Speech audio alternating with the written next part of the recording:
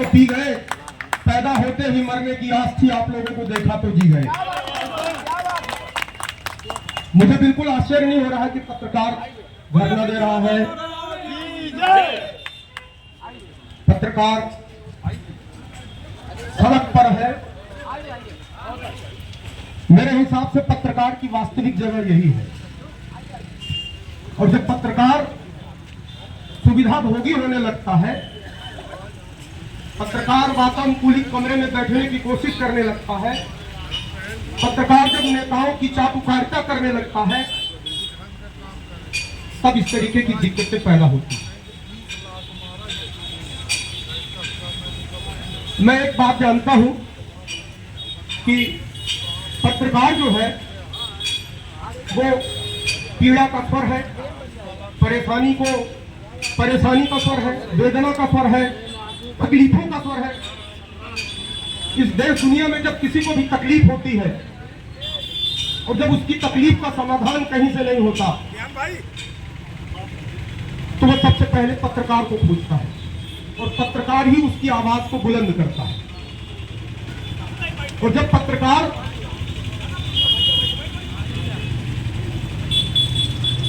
तो इस बात का भी सम्मान न मिले कि वह पीड़ा का स्वर है, वेदना का स्वर है, तकलीफों का स्वर है, बाकी ये पत्रकार चाहता क्या है? आज की तारीख में पत्रकार यदि किसी के खिलाफ खबर लिखता है तो वो चाहे नेता हो, चाहे वो प्रशासनिक अधिकारी हो, सबसे पहला उसका प्रतिक्रिया होती है कि इसको पैसा नहीं मिला होगा इसलिए इसने ऐसी खबर फैला दी। और अगर पत्रकार ने किसी नेता की तारीफ कर दी, किसी अधिकारी की तारीफ कर दी, तो उसको कहा जाता है ये भड़ुआ है, ये चाटुकार है, ये बिक गया। लेकिन हमें इन्हीं चीजों से बचने की कोशिश करनी है। एक पत्रकार एक बार बंदूक का लाइसेंस मांगने गया तो उसको एक अधिकारी ने कहा कि अगर आपको इतना ही डर लगता है तो आपको पत्रकारिता के पेशे में नहीं आना चाहिए। और मैं इस बात से सहमत हूं। पत्रकार एक नशा है, पत्रकारिता एक जुनून है।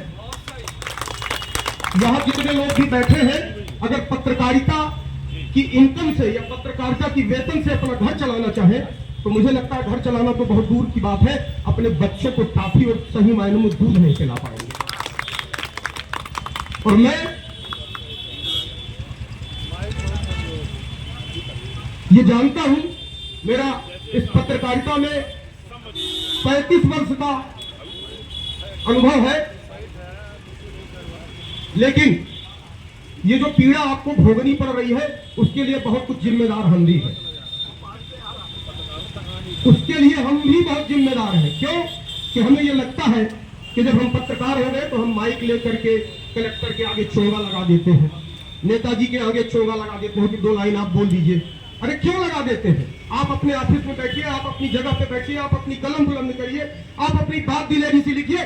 उसकी झक होगी तो 360 बार झक मरा करके आपके ऑफिस में आकर के और अपनी बाइट देगा और आपको अपनी बात कहेगा। लेकिन हम जब चमचागिरी में उतर आते हैं कि सर हमें पास दे दीजिए, पास लेने की जरूरत क्या है? एक आम आदमी अगर नागरिक की तरह जाकर के दर्शन कर सकता है तो पत्रकार भी नागरिक की तरह जाके दर्शन कर सकते हैं। लेकिन शर्त यह है कि एक पत्रकार अगर एक नागरिक की तरह जाके दर्शन करेगा तो एक नेता भी नागरिक की तरह ही जाके दर्शन करेगा, एक अधिकारी भी नागरिक की तरह दर्शन करेगा, तो उनको भी यही अधिकार होना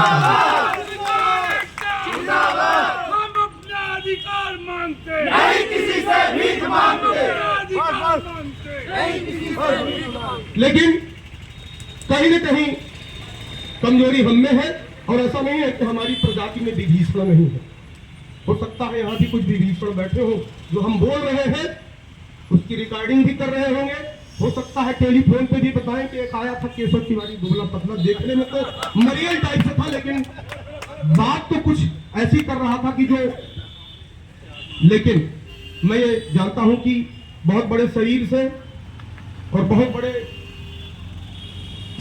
हथियारों से कलेजा नहीं आता। जो भी जिगर होता है तो मैं ये मानता हूं कि कमजोर दिल के जो लोग हैं उनको पत्रकारिता में नहीं आना चाहिए। जिसके पास जिगर नहीं है उसको आज भी मौका है, वो जाके कोई दूसरा काम करे। लेकिन जो आदमी लड़ सकता है, जो आदमी फिर सकता है, जो आदमी दिलेरी के साथ बात कर सकता है। जब मैंने देखा यहाँ पर कि जूता पहन के लोग चुनर यात्रा निकाल रहे हैं, तो मैंने भारतीय जनता पार्टी के जिलाध्यक्ष से फोन से पूछा कि भाई साहब आप जूता पहनकर चुनर यात्रा निकाल रहे हैं। बड़ी बेशर्मी के साथ उस आदमी ने कहा कि यह साधना का विषय है। मैंने कहा जूता पहन के साधना की जाती है?